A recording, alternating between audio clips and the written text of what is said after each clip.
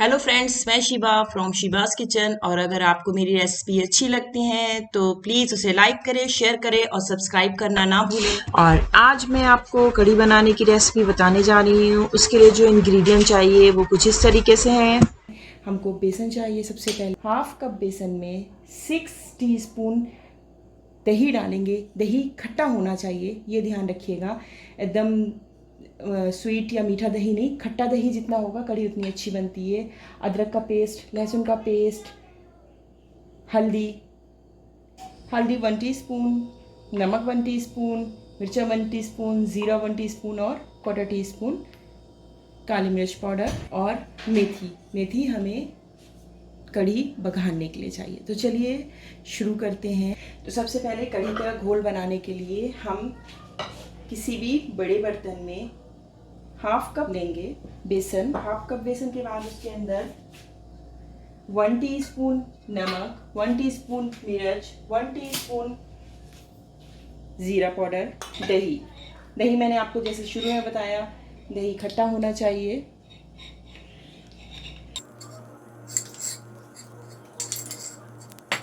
हम इसका एक बहुत ही अच्छा सा स्मूथ सा पेस्ट बनाएंगे।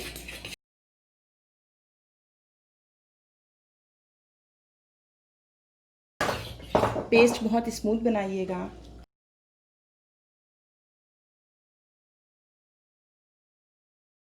घोल बनाने के बाद सबसे पहले पैन को ऑन करते हैं। पैन के अंदर 2 टीस्पून ऑयल लेंगे। ऑयल गर्म होने के बाद उसके अंदर हम क्वार्टर टीस्पून मेथी के जब चारों तरफ बबल्स आने लगे तब हम इसके अंदर 1.5 टीस्पून और 1.5 टीस्पून गार्लिक का पेस्ट और फिर हल्दी। फिर इसको अच्छी तरीके से थोड़ा सा रोस्ट करेंगे। काली मिर्च का पाउडर, ज़ीरा पाउडर,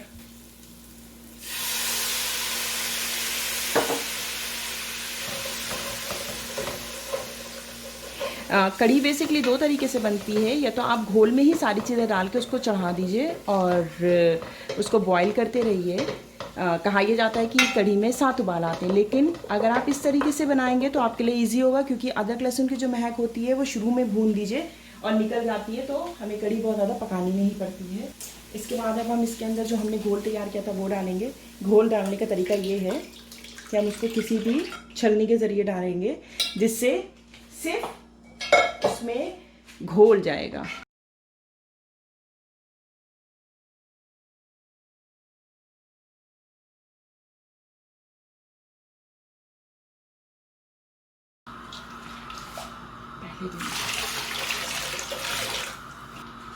फिर मैंने इसके अंदर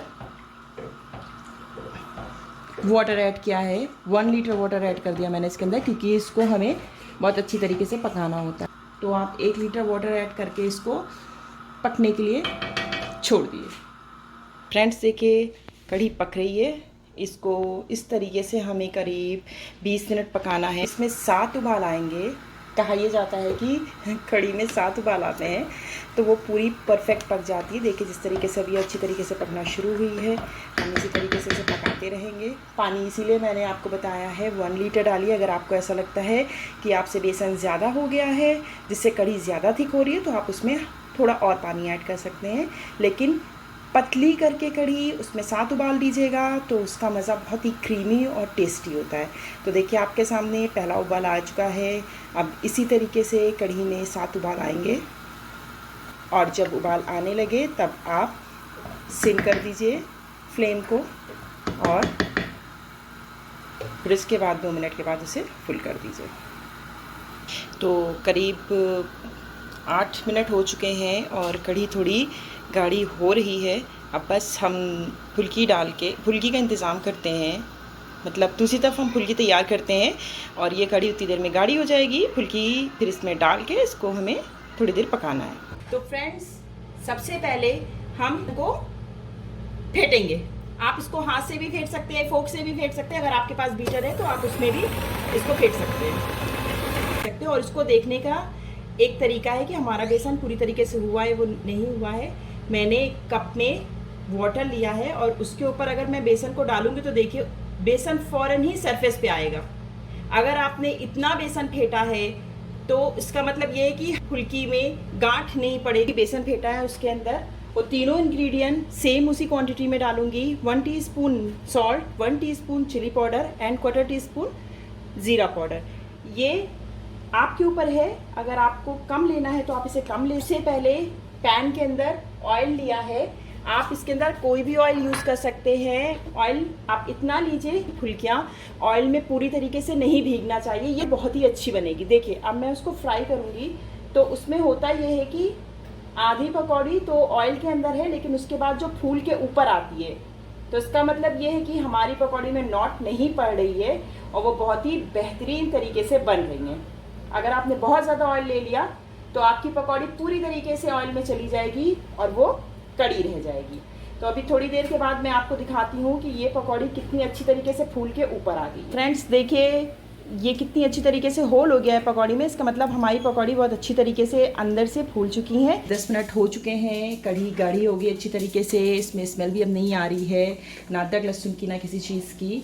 तो अब जो ये पकौड़ी मैंने तली हैं मैं इसके अंदर डाल दूँगी और इसको मैं 1 से 2 मिनट्स पकाऊंगी, फिर इसके बाद इसको बघारेंगे। फ्रेंड्स सबसे लास्ट में कढ़ी के अंदर मैंने फुल्की डाल चुकी हूँ और वो पक रही है, मतलब 1 मिनट हो गया उसे पकते हुए। अब हमें इसका बघार तैयार करना। बघार के लिए हमें फ्रेंड्स सबसे पहले हमने कढ़ी के अंदर फुल्की डाल दी है, उसके बाद उसी तेल में हमें इसका बघार तैयार करना है। बघार तैयार करने के लिए मैंने यहाँ पे चॉप ऑनियन ली है, 1 मीडियम साइज़ की ऑनियन है, ये मस्टर्ड सीड है, राई, करी पत्ता, ज़ीरा और सूखी हुई लाल मिर्च। इसके अलावा मुझको हींग की ज़रूरत होगी बस। फिर मैं चलिए दिखाती हूँ कि बघार कैसे बघारते हैं। देखिए जैसे देख रहे हैं आप लोग कढ़ी चढ़ी हुई है, वो पक रही है। और अब मैं सबसे पहले इसके अंदर 1 बाय 1 करके इंग्रेडिएंट डालूँगी। मैंने ज़ीरा डाला, करी पत्ता, राई, फिर ये हल्का सा होने के बाद मैं इसके अंदर ऑनियन डाल दूँगी। सबसे लास्ट में इसमें 1 पिंच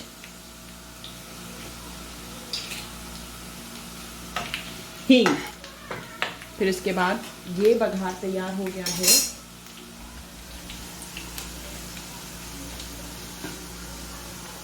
और यहाँ पे पकौड़ी भी, यहाँ पे फुल्की भी अच्छी तरीके से कढ़ी में पक चुकी है। अब हमें सबसे पहले बघार बघारना है। कभी भी किसी भी चीज़ का बघार बघारिए तो उसके लिए एक चीज़ याद रखिएगा कि आपके हाथ में बर्तन का ढक्कन होना चाहिए और बघार इसके अंदर बघारिए।